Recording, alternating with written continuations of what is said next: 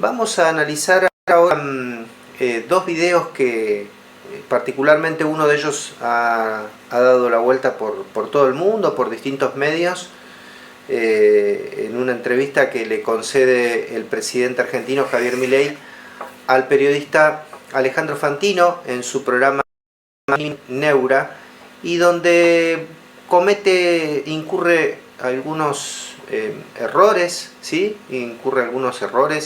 Difunde algunos datos falsos que fueron motivos de análisis y de escándalo a nivel internacional. Después vamos a ver una segunda entrevista concedida al periodista Jonathan Viale por el ministro de Economía Luis Toto Caputo, que está relacionada con la anterior. Pero bueno, sin más preámbulos, los invito a que veamos las entrevistas del caso para después analizarlas acá en piso. ¿Qué es lo que dijo Toto? Mirá, ustedes hicieron esto pensando este mundo. En rigor, nosotros tenemos un compromiso con esto. Va y le explica todo el programa económico y le dice, tu escala nominal está mal. Entonces fue y le explicó por qué, digamos, nosotros no vamos a mover la cantidad de dinero. ¿Se lo explicó los chabones cara a cara? ¿A las cámaras? ¿Se los explicó a la gente de los alimentos? Claro. ¿Y qué le dijeron? Como Pugliese les habló con el corazón y ¿con qué le contestaron los tipos? No, esto no le habló con el corazón, le habló con la teoría económica. ¿Y qué le dijeron los tipos? ¿Con qué le contestaron? Mirá lo que está pasando en los supermercados. No, es fáctico esto. Pero de vuelta, tanto quilombo es poner ahí está, mirá, el dato de coso. Ahí está. A ver. Estoy sin los anteojos. Dice Cotobot. Al 8 de abril, ¿cuánto va de inflación? La variación de precios de la canasta básica al mes de abril al día 8 es del 0,22%. Exactamente.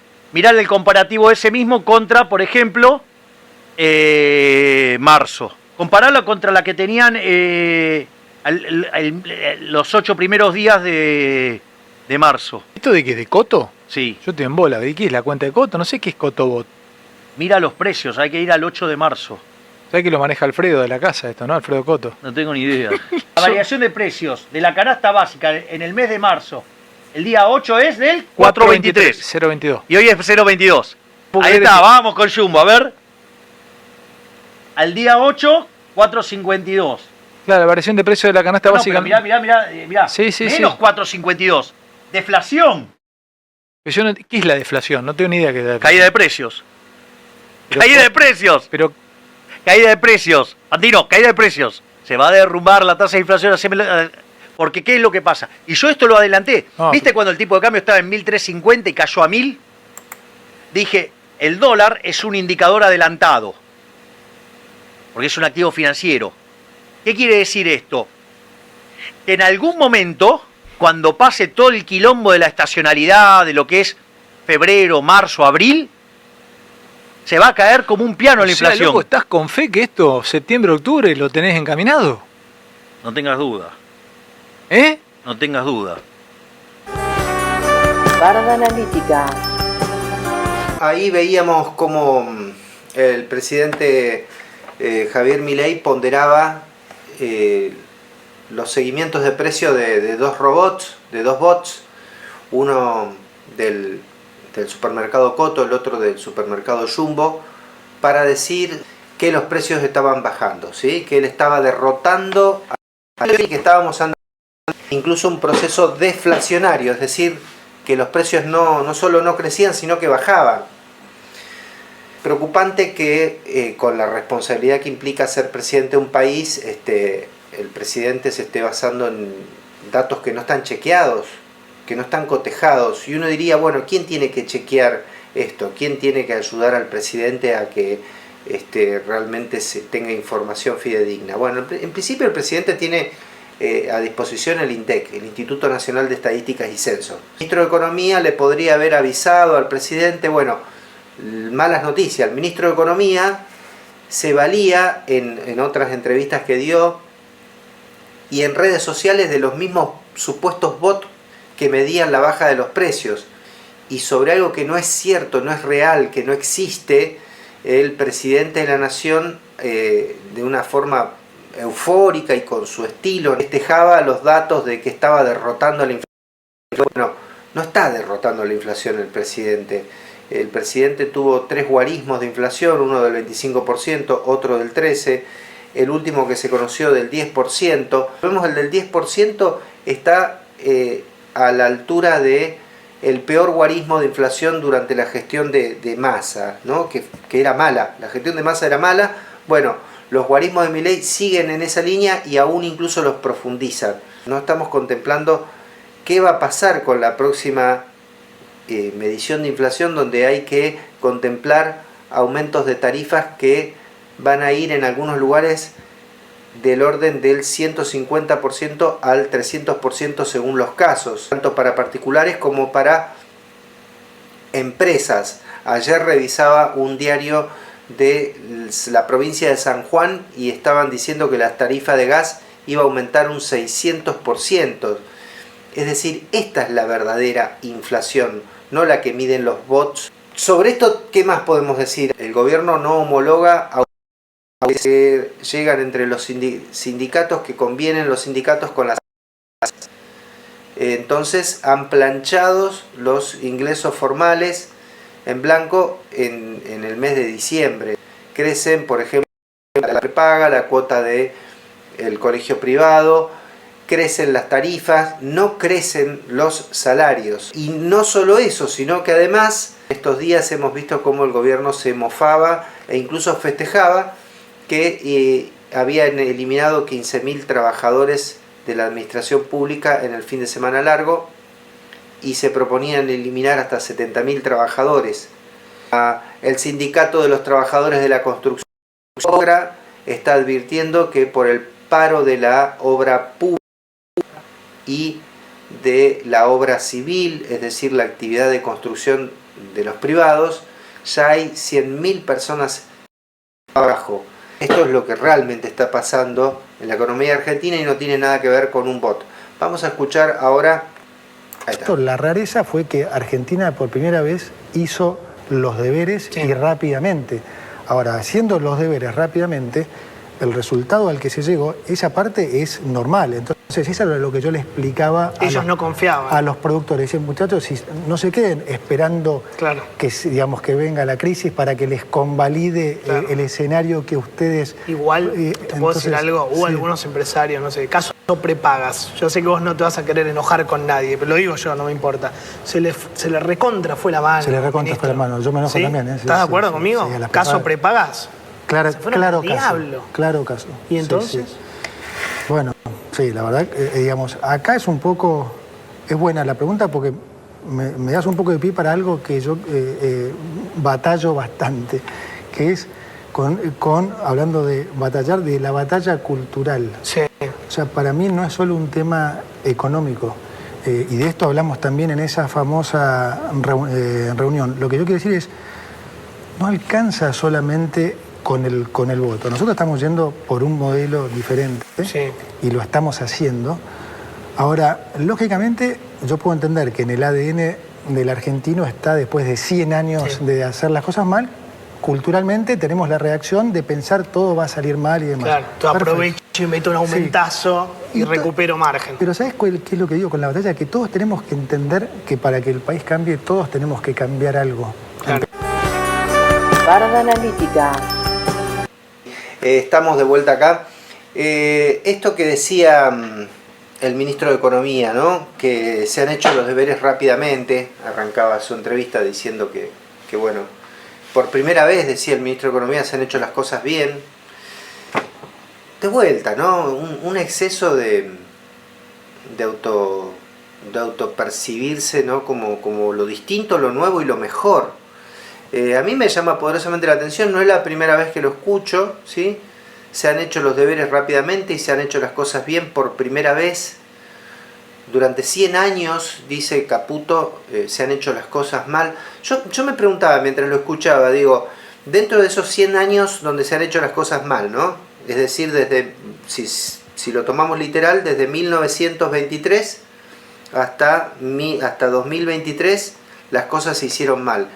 En esos 100 años donde las cosas se hicieron mal, ¿se contemplan los años donde Luis Toto Caputo fue ministro de Economía de Mauricio Macri y tomó la deuda externa con el Fondo Monetario Internacional más alta de la historia del Fondo Monetario Internacional y la deuda externa argentina más alta en la historia de la Argentina, y que mientras era ministro de Macri, el actual presidente de la Nación lo insultaba furiosamente, como acostumbra hacer, y lo acusaba de ser un timbero que fugaba plata, y ahora es ministro de Economía de su actual gestión, ¿sí? Eso por un lado. Por otro lado, a las prepagas se les fue la mano, dice el ministro. No, a las prepagas no se les fue la mano. A las prepagas en todo caso le habrán soltado la mano, que es algo bien distinto, porque el DNU 7023 justamente lo que hace es posibilitar que las prepagas aumenten lo que quieran aumentar, derogar la ley que regula los aumentos periódicos de tarifas de prepagas, y así como hace eso con las prepagas, también deja que los supermercadistas no presenten listados de stock, puedan aumentar los precios a gusto y piacere, y no se entiende bien esto que señala en abstracto de la revolución cultural, ¿no? ¿Cuál sería la revolución cultural?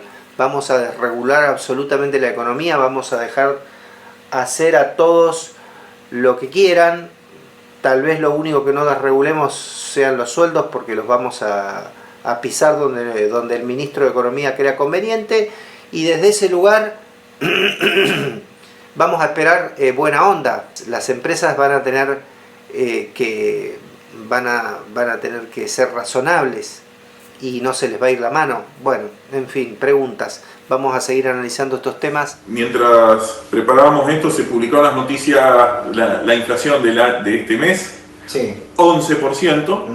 Esto es la cuarta menor inflación del gobierno de Milei. Todavía está por arriba de la inflación del gobierno anterior. Algunos meses del gobierno anterior, el último gobierno de Alberto y Massa fue del 12%, así que está bajo pero el mes anterior había sido del 8%. Esta sigue estando por arriba del 10%. Sí. Una lectura rápida es más del 50% de inflación se explican por educación. Fue el índice que más subió, 54%. Es decir, que vos tenés toda la inflación junta, 11%, pero cuando va a rubros específicos, aumentó más. Y contar esto me parece que es relevante, porque cuando yo veía esto, lo primero que te llama la atención es por qué el presidente y el ministro de Economía, que tienen acceso a los datos oficiales, que tienen acceso a los datos de la Secretaría de Comercio Interior, que tienen acceso a los datos del Banco Central, que también hace unos cálculos, busca este tipo de datos anecdóticos. Porque más allá de la discusión de que encima son falsos, son verdaderos, son errados, son datos anecdóticos, no son representativos. La oferta de un producto en un supermercado no es representativo de la inflación general. La inflación general implica miles de productos, por ejemplo, el famoso Jumbo Bot, usando productos de un supermercado que tiene más de 3.000. Encima con todas las cosas que vos contaste. Y eso es lo que me preocupa. ¿Por qué el presidente y el ministro de Economía usan datos así cuando tienen acceso a datos oficiales y una autoridad del Estado está obligada a usar datos oficiales? La primera opinión que se me da es: no tienen datos oficiales buenos para mostrar. Entonces están agarrando manotazo de ahogado, puede ser datos anecdóticos. De hecho, el presidente en la entrevista está diciendo deflación, es decir, reducción de precios. Hay menos inflación, no solo que la inflación se frenó, sino que además baja. Y en realidad, el dato oficial conocido ahora, 11%. Sigue siendo valores muy altos. No, y un escenario que se pone muy complejo, ¿no? A 4 meses de gestión, un escenario realmente muy complicado para el gobierno nacional, porque vos tenés acompañado a esto, como yo decía ahí, un congelamiento de los salarios. pero a su vez una cantidad de despidos en el sector público y en el sector privado que realmente agudizan más la situación, ¿no? Gente que no puede comprar, que no tiene para comprar o porque la echaron o porque su sueldo está congelado en diciembre y no le dura ni 20 días, y precios que siguen subiendo, porque la verdad siguen subiendo con una menor intensidad. Está bien, el mes pasado tuvimos una inflación del 13, ahora del 11. Hay datos que acá no hablamos porque es solo inflación. Sí. Los datos que llegan es que la base monetaria está aumentando. Claro. Es decir, que también el ministro de Economía dijo hace unos días atrás que no va a permitir que aumenten los sueldos porque eso impacta en la inflación, genera inflación. Claro. Cuando el presidente mismo dijo que el único causante de la inflación era el déficit fiscal, el gasto excesivo del Estado. Entonces los salarios no debieran ser parte de este elemento de... Pero no, están diciendo los salarios también hay que congelarlo porque también genera inflación. Y fíjate una cosa, Enrique, ¿no? La rigidez de las concepciones dogmáticas, ¿no?